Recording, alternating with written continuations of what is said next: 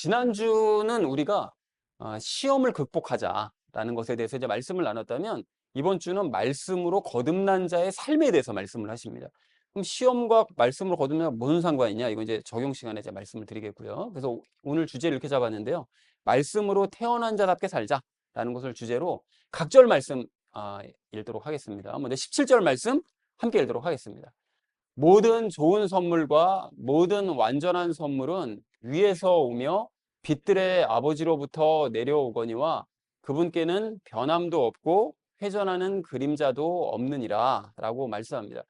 여러분, 여기서 그 선물은 뭐 계속 얘기를 했었죠. 선물이고 은혜요. 그것이 뭐냐면 예수님이죠. 결국은 선물이 우리에게 주시는 선물은 예수님인데, 모든 좋은 선물과 모든 완전한 선물, 이게 뭔 뜻이냐?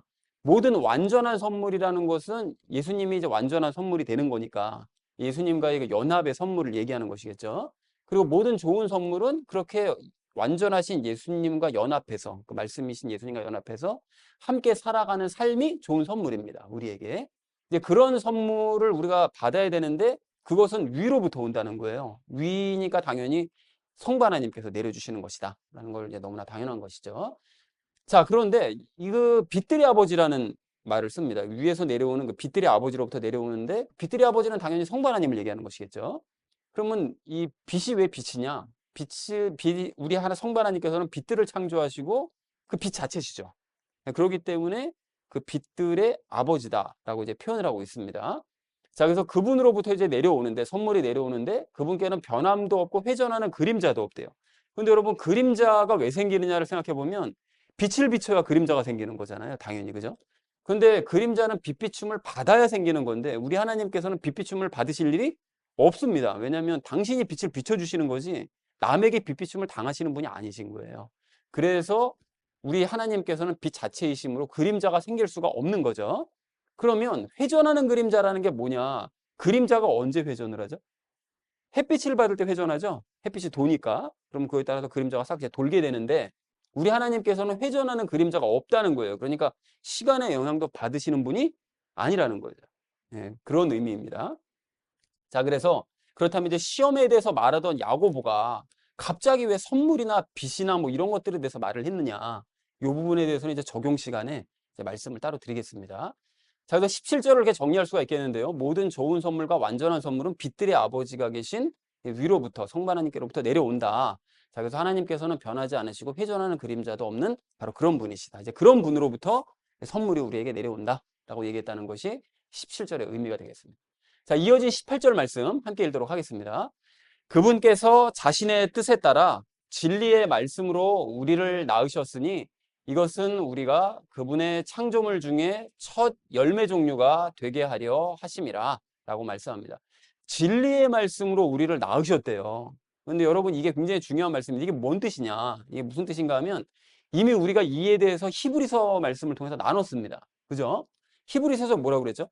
말씀을 읽으면 이제 믿음이 생길 수 있다고 그랬죠. 그러니까 히브리서 4장 12절 말씀, 하나님의 그 말씀은 권능 있고 능력이 있어서 영과 혼과 관절과 골수를 찔러 쪼개신다고 말씀하셨잖아요. 그러니까 말씀을 읽다가 이제 죄와 우리를 영을 찔러 쪼개시는 거죠. 그래서 영과 죄와 분리가 되고 그때 죽은 영은 성령님과 연합해서 부활하는 거잖아요. 다시 태어나는 거죠. 그렇게 되기 때문에 그 시작이 무엇이라고요?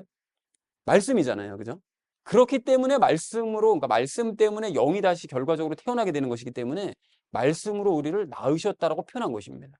굉장히 중요한 말씀입니다. 그러니까 결국은 말씀으로만 우리의 영이 다시 태어날 수 있는 거고, 말씀으로만 하나님께서 다시 낳으실 수가 있는 거예요. 그러니까 말씀을 안 보면 하나님께서 낳으실 수가 없는 거죠. 그걸 분명하게 말씀하십니다. 그러면 야고보서에서만 이렇게 말씀하시느냐? 다른 서신서들에서도 이렇게 언급을 은연중에 하시고, 또 베드로서도 노골적으로 말씀하시죠. 너희가 다시 태어난 것은, 영이 다시 태어난 건 썩을 씨에서 난 것이 아니라, 그러니까 사람의 씨 때문에, 우리가 육신적으로 태어난 것 때문에 다시 태어나는 것이 아니라 썩지 아니할 씨에서 난 것이니 살아있고 영원히 거하는 하나님의 말씀으로 너희는 거듭난 거다. 이렇게 말씀하십니다. 하나님의 말씀 때문에 너희의 영은 거듭난 거다. 이렇게 분명하게 선포를 하고 계신다는 거죠. 자, 그래서 우리가 그분의 창조물 중에 첫 열매 종류가 되게 하신다는 거예요. 그러니까 하나님께서 창조하신 창조물들 중에 그리스도인은 새로운 종류, 그러니까 첫 번째로 태어난 그런 새로운 종류의 창조물이라는 거죠. 그럴 수밖에 없는 것이 말씀 때문에 하나님과 연합한 창조물들인 거예요, 그리스도인은. 세상에 여러분 모든 창조물들을 다 보십시오. 어떤 창조물이 하나님과 연합한 창조물이 어디 있어요? 없잖아요. 그런데 우리 그리스도인들만은 하나님과 연합한 유일한 창조물들이라는 거죠. 예, 그렇게 첫 열매 종류가 되었다라고 말씀하고 있습니다. 자, 그렇기 때문에 하나님의 뜻을 위해서 자신의 뜻에 따라라고 얘기하는 하나님의 뜻을 왜 언급했는지 이 아래절 내용을 보면 이유를 알 수가 있어요. 여러분, 하나님의 뜻이 뭐라고 그랬죠? 하나님의 뜻은 예수님을 보고 믿음으로써 영생을 얻는 게 하나님의 뜻이라고 그랬잖아요. 그 요한복음 6장 40절에 의해서. 그러니까 그 말씀을 우리가 분석을 해보면 하나님의 뜻은 예수님을 보고, 그래서 예수님을 믿고, 그래서 결국 예수님을 닮아가는 삶을 사는 거, 보고 믿고 닮아가는 삶이 결국은 하나님의 뜻인 건데, 말씀을 우리가 읽으면 예수님의 삶을 이제 보게 되잖아요. 그 성경 복음서를 통해서. 아, 예수님이 이렇게 사셨구나. 그걸 보게 되죠. 그걸 보고 나면 어떻게 되죠? 믿음이 생기죠. 그리고 난 다음에 어떻게 되죠? 그럼 거듭나게 되죠. 믿음을 가지면 영이 거듭나게 되죠. 그리고 난 이후에는 그 성경 말씀을 계속 보다 보면 아, 나도 예수님을 닮는 이런 삶을 살아야 되겠다. 그래서 예수님을 닮게 되기 때문에 결국은 그래서 보고 믿고 닮는 삶을 살게 되기 때문에 그 하나님의 뜻이 그대로 반영이 되는 거죠. 그래서 하나님의 뜻을 언급한 것입니다. 여기서. 자, 그래서 18절 말씀을 이렇게 정리할 수가 있겠는데요. 하나님께서는 당신의 뜻에 따라 말씀으로 우리를 낳으셨는데 그것은 우리가 하나님의 창조물들 중에 첫 번째 종류, 완전히 새로운 종류가 되게 하시려고 그렇게 우리를 낳으셨다. 말씀으로 다시 낳으신 거다. 라고 얘기했다는 것이 18절의 의미가 되겠습니다. 자, 이어진 19절 말씀 함께 읽도록 하겠습니다. 그러므로 내 사랑하는 형제들아, 사람마다 듣기는 빨리 하고 말하기는 더디하며 진노하는 것도 더디하라 라고 말씀합니다. 여기 듣기는 빨리 해라. 그러니까 너희가 말씀으로 거듭난 게 맞아? 그러면 말씀으로 거듭났다면 하나님의 말씀은 빨리 들어라. 그러니까 열심히 들으라는 거죠. 하나님께서 말씀하시면 얼른 들어라. 그리고 말하기는 더디해라. 그러니까 너희의 주장, 너희가 말하고자 하는 거는 좀 자제해라. 가급적이면 하지 말아라 라고 말씀하고요. 진노하는 것도 더디하래요. 진노를 왜 할까요? 지난주에 시험 드는 상황에 대해서 말씀을 했잖아요. 그렇게 시험에 들 때 진노하지 말라는 거예요. 막 화내면서 막 열받아 하면서 막 내가 왜 이런 삶을 살아야 되냐고 이런 식으로 진노하지 말라는 거예요. 그리고 또 말씀으로 거듭난 사람은 이렇게 살아야 된다는 거잖아요. 하나님의 말씀은 열심히 듣고 내 말은 자제하고 그런 삶을 살아야 된다는 거잖아요. 그러니까 시험에 들거나 식구절과 같은 삶을 살아야 될 때 진노하지 말라는 거예요. 그걸 자제하라는 것이죠. 자, 그래서 19절 말씀을 이렇게 정리할 수가 있겠는데요. 사랑하는 형제들아, 너희는 하나님의 말씀은 빨리 듣고 자신의 말은 자제하면서 진노하는 것도 자제하도록 하여라. 그게 말씀으로 거듭난 자의 삶의 모습이다 라고 얘기했다는 것이 19절의 의미가 되겠습니다. 자, 이어진 20절 말씀 함께 읽도록 하겠습니다. 사람의 진노가 하나님의 의를 이루지 못하느니라 라고 말씀합니다. 하나님의 의라는 건 뭐 너무나 잘 아시는 것처럼 하나님께서 옳다 여기시는 거죠.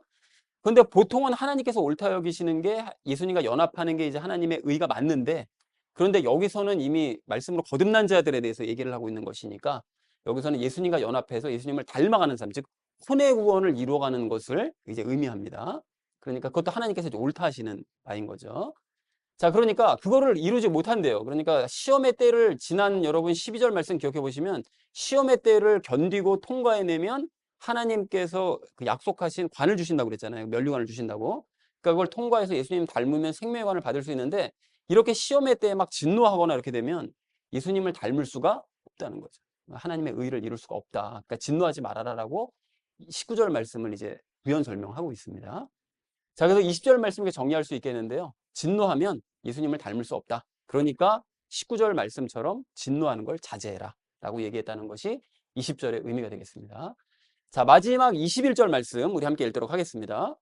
그러므로 모든 더러움과 넘치는 악을 내버리고 접붙여진 말씀, 곧 능히 너희 혼을 구원할 수 있는 말씀을 온유함으로 받으라 라고 말씀합니다. 자, 그러니까 그 앞에서 이렇게 얘기했던 것처럼 너희는 말씀으로 거듭난 자답게 하나님의 말씀은 빨리 듣고 너희 말은 더디하고 자제하고 또 분노도 자제해라 라고 이제 말씀을 했으므로 모든 더러움과 넘치는 악이요. 그러니까 시험의 때에 진노를 하거나 19절 말씀과는 반대로 살아가는 삶, 이런 삶은 버리라는 거예요. 그거는 말씀으로 거듭나지 못한 자의 삶이니까 너희는 그런 삶을 살지 말고 접붙여진 말씀이라고 말씀하시죠. 말씀이 접붙여졌다는 거예요. 접붙임에 대해서는 여러분 우리가 이제 개념을 잘 알고 있잖아요. 그것은 완전히 하나 됐다는 의미가 아니라 겨우 붙어 있는 말씀이라는 거죠. 그러면 우리는 이미 그러면 접붙여진 말씀이라는 거 보니까 말씀은 예수님이시고 그러면 예수님과 접붙여진 걸 얘기하시나? 라고 생각할 수도 있는데 그리스도인은 이미 예수님과 완전히 단단하게 연합한 사람이니까 접붙여졌다고 할 수는 없는 거잖아요. 그죠? 그러니까 여기서 얘기하는 것 말씀은 진짜 말씀을 얘기하는 것입니다. 그러니까 여기서는 날마다 주시는 말씀을 의미해요. 그러니까 우리에게 하나님께서 날마다 말씀을 꽂아 주신다는 거예요. 날마다 우리에게 뭐 말씀을 읽을 때, 큐티할 때, 예배를 드릴 때, 기도할 때 말씀을 꽂아 주시는 거죠. 그럴 때 나에게 접붙여지는 말씀. 그런데 그 접붙여진 말씀은 내가 거부해 버리면 떨어져 나갑니다. 단단하게 붙어 있는 게 아니기 때문에. 그래서 그걸 붙들어야 된다는 거예요. 그 접붙여진 말, 나에게 던져주시는 말씀을.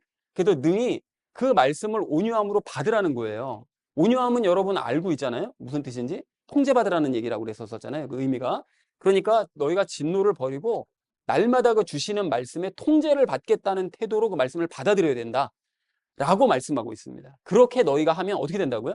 너희 혼을 구원할 수 있대요. 그 혼의 구원을 이룰 수 있다. 예수님을 닮아갈 수 있다는 것이죠. 라고 얘기했다는 것이 이제 21절의 의미가 되겠습니다. 그래서 21절을 이렇게 정리할 수가 있겠는데요. 진노하면 예수님을 닮을 수가 없으므로 20절 말씀처럼 닮을 수가 없기 때문에 모든 더러움과 넘치는 악을 너희가 내버리고 너희에게 주시는 말씀을 온유하게 받아서 혼의 구원을 이루어가라. 그것이 말씀으로 거듭난 자의 삶이다. 살아야 될 삶이다. 라고 얘기했다는 것이 21절의 의미가 되겠습니다. 이 야고보서 내용이 지금 되게 직관적인데 이게 약간 좀 교리적인 부분이 있지만 그래도 어렵진 않죠. 야고보서가 이렇게 내용이 쉽습니다. 비교적. 찔리는 게 많아서 그렇지. 말씀 내용은 쉽다라는 걸 확인하면서 정리를 이렇게 할 수 있겠는데요. 모든 좋은 선물과 완전한 선물은 빛이신 하나님께로부터 내려오는데 그 하나님께서는 변하지 않으시고 그림자도 없는 그런 분이시다. 그런 분이 우리에게 선물을 주신다. 그래서 하나님께서는 당신의 뜻에 따라 말씀으로 우리를 낳으셨는데 그것은 우리가 첫 번째 종류의 창조물이 되게 하시려는 것이다. 그러면 그렇게 놀라운 신분을 가지고 있는 우리가 어떻게 살아야 되느냐? 형제들아, 하나님의 말씀은 우리가 너희는 빨리 듣고 너 자신의 말은 자제하고 진노도 자제하는 삶을 살아라. 진노하면 예수님 닮을 수 없다. 그럼 어떻게 하면 예수님을 닮을 수 있느냐? 모든 더러움과 넘치는 악을 너희가 내버리고 날마다 주시는 말씀의 통제를 받아서 혼의 구원을 이루도록 해라. 그게 예수님을 닮아갈 수 있는 방법이다. 그러니까 말씀으로 거듭난 자는 말씀으로 예수님을 닮아가야 된다. 이게 시작과 끝이 되는 말씀인 거죠. 그러니까 말씀이 너무 중요하다라고 얘기했다는 것이 오늘 본문 전체의 내용이 되겠습니다.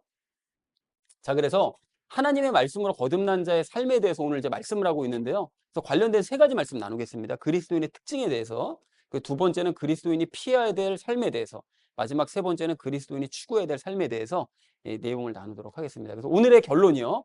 말씀으로 태어난 자답게 살자라는 것을 주제로 나머지 말씀은 삶에 적용하면서 말씀 나누도록 하겠습니다.